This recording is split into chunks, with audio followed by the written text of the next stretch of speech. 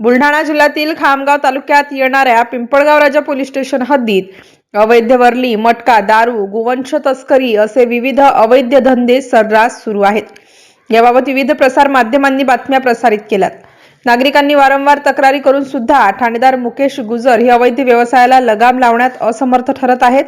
वारंवार होणाऱ्या टीकेला उत्तर द्यावे म्हणून ठाणेदार यांच्या मार्गदर्शनाखाली पिंपळगाव राजा पोलीस हद्दीत विविध ठिकाणी जुगार करण्यावर धडक कारवाई केली.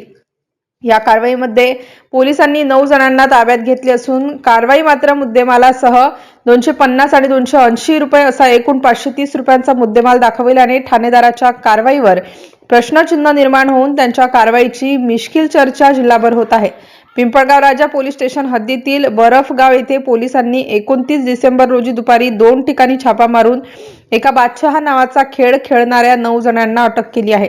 पहिल्या कारवाईत जुगार खेळणाऱ्या आरोपीकडून पोलिसांनी 52 तास पत्ते व रोख असा 280 रुपयांचा जुगार माल जप्त केला.